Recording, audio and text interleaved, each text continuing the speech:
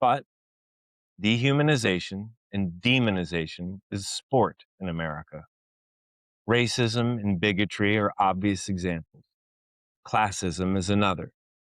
As our nation burns, we're supposed to believe there's no place better on earth. As our atrocities and arrogance as a nation become more and more apparent, we point our finger at other nations, other ideologies, and other ways of life. The marketed goal of American machine is to be superior, to be the superpower. If we aren't the best, the strongest, the most supreme, we are nothing. And everything not under the American spell is inferior, godless, and barbaric. This yearning for supremacy comes from fear and insecurity, an insecurity so deep it must work tirelessly to appear superior, even in failure. This comes from malignant materialism and denial of our true nature. The American machine knows how the vulnerable are treated in our society, so they fear any loss of power means they too will be treated horribly. No desire for human growth, only an appetite to be untouchable, because it's safer that way. It stems from neglecting what truly makes us human, possessing self-awareness and a capacity to love. Our human limitations push us to explore, invent, and create. It fuels our desire for companionship and play, but we tend to focus on what we cannot do or what will make us uncomfortable, making us wither and become dull. The daily grind, the lack of time for the people and the things we love, the ticking of the clock, the stress of the enormity of the monotony. We have all felt this, and it's by design. If we are too busy surviving, there's no time and energy left to thrive. Society programs us to accept this. Even in secular society, the remains of an archaic dogma still convince many that this life is not where peace and fulfillment can be found. This world is unclean, and your reward is in heaven.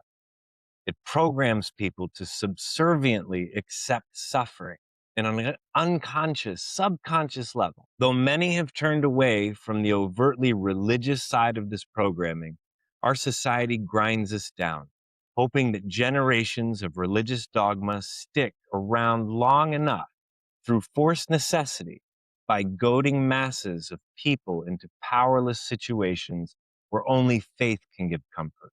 Our society is driven by the hustle and envy. It is driven by high cost.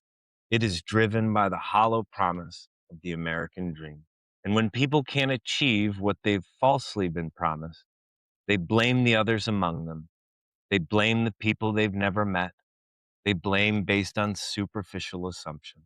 This is because they are told to blame everyone but those who truly pull the string. So, in 2026, in the land of the free, we have a large portion of the population cheering the abhorrent treatment of immigrants and protesters by masked federal agents given full impunity. If you truly believe illegal immigration is a major issue hurting our society, we can have that tired debate. But if you callously cheer people being ripped from the only country they have known, having families, lives, jobs, or are fleeing certain death from their homeland, without once pausing to truly understand the pain and trauma that causes a human being. If you say, yay, I voted for this. If you think immigrants and protesters should be met with violence and death.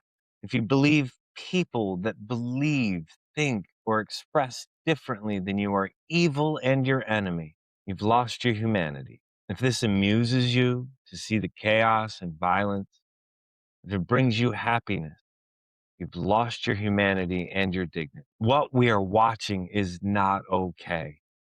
It is horrific, and the cheerleading for it is beyond disgusting. It has no place in society. Empathy and self-awareness sustain our humanity. When that is lost, civilization is lost.